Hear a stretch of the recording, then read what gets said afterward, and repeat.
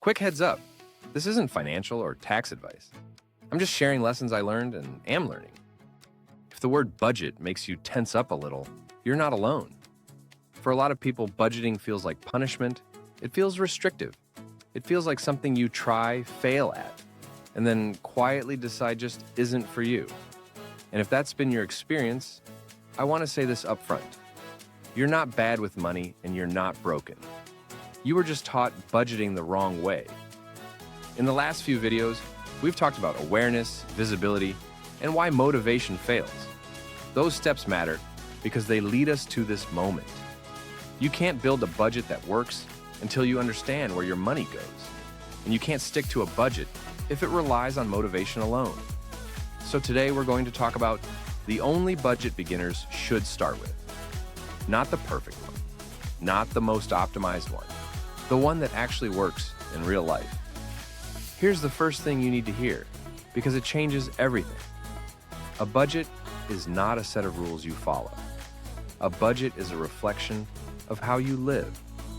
When budgets fail, it's usually because they're built on who you wish you were instead of who you actually are. People plan like they're going to cook every meal, never get tired, never get invited anywhere, and never have a bad day. Then reality shows up, and the budget collapses. That's not a discipline problem, that's a design problem. The goal of your first budget is not to control every dollar. The goal is to reduce surprises. Because surprises are what make people feel broke, stressed, and behind. When money behaves predictably, even if there's not a lot of it, life feels calmer. And calm is what allows progress to happen. So let's reset what budgeting actually means. Budgeting is not about saying no to everything. It's about deciding ahead of time what matters, so you don't have to fight every decision in the moment. It's not about restriction, it's about direction. Here's why most beginner budgets fail. They're too detailed. They have too many categories. They require constant attention, and they assume life will cooperate. That combination guarantees burnout. When people say budgeting doesn't work, what they usually mean is, that system required more energy than I had. So we're not doing that. The budget you start with needs 3 qualities. It has to be simple, it has to be flexible, and it has to forgive mistakes. If it doesn't do those 3 things, you won't stick with it, no matter how good your intentions are. The budget I'm going to walk you through today uses only 4 categories. That's it. Not 12, not 20. 4.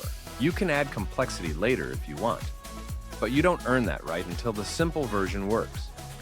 Those 4 categories are this: essentials, future, fun, and flex.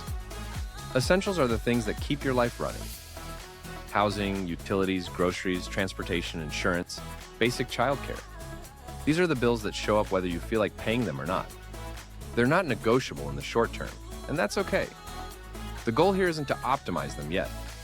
The goal is to acknowledge reality. Future is anything that moves you forward.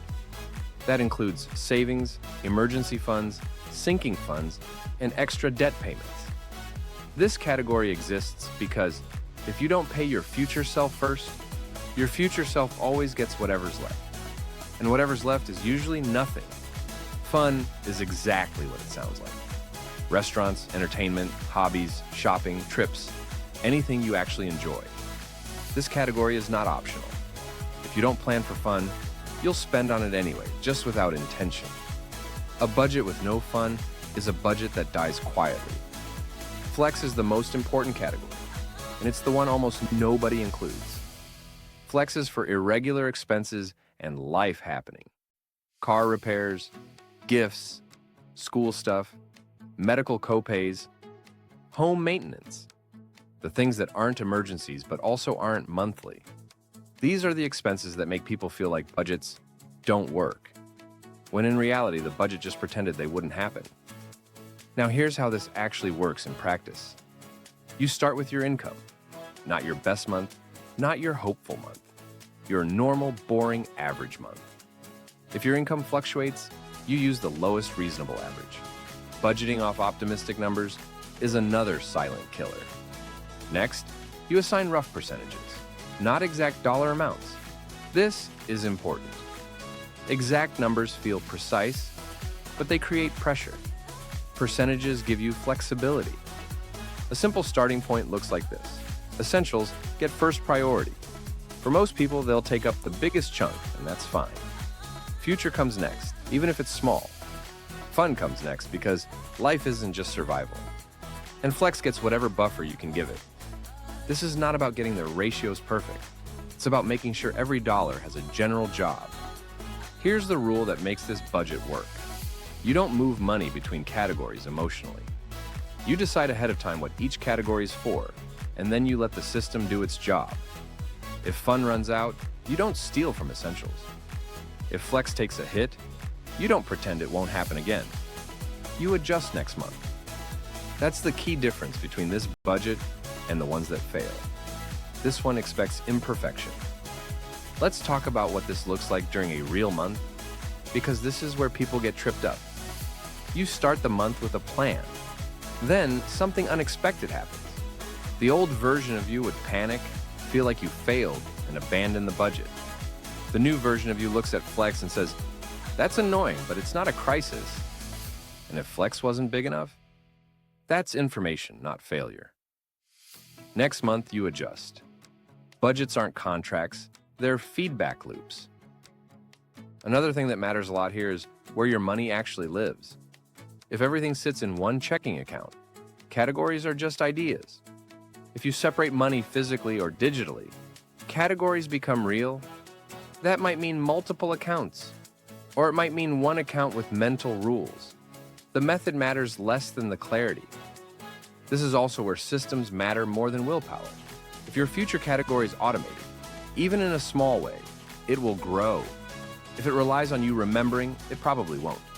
If your fun money has a clear limit, spending becomes easier, not harder, because the decision is already made. Quick pause here.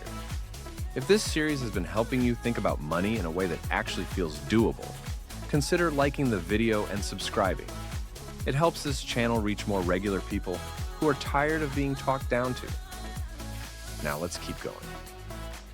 One of the biggest mistakes people make at this stage is trying to use the budget to fix everything at once. They try to cut spending, save more, pay off debt faster, and overhaul their entire lifestyle in 1 month. That's not how change works. Change works when you stabilize first. Your first budget's job is not to make you rich, it's to make you consistent. Consistency beats intensity every time. So here's how you know this budget is working. You're not stressed checking your account. You're not surprised by most expenses. You're not quitting halfway through the month. And you're making small, boring progress. Boring is good. Boring means sustainable. If you mess up, and you will, you don't scrap the budget. You write down what happened and why. Did you underestimate Flex? Did fun need more room? Did essentials change? That information makes the next month easier. That's how the system improves. This budget also works because it doesn't ask you to be perfect. It asks you to be honest. Honest about how you live, honest about what you value, and honest about what life costs. Once you're honest, the numbers stop feeling personal. They're just data. In the next video, we're going to talk about emergency funds and why they matter more than almost anything else at the beginning. Not in a scary way, in a calming way. Because once you have even a small buffer, money stops feeling like it's constantly one step away from disaster. But before you get there, lock this in. Your first budget is not a test. It's a starting point. You don't pass or fail it, you learn from it. Bonus tip before you go. If budgeting feels overwhelming, start by only tracking 2 categories for 1 month, essentials and everything else. That alone can reduce stress and build momentum. You can add more structure once the habit exists. That's it for this one. See you in the next video.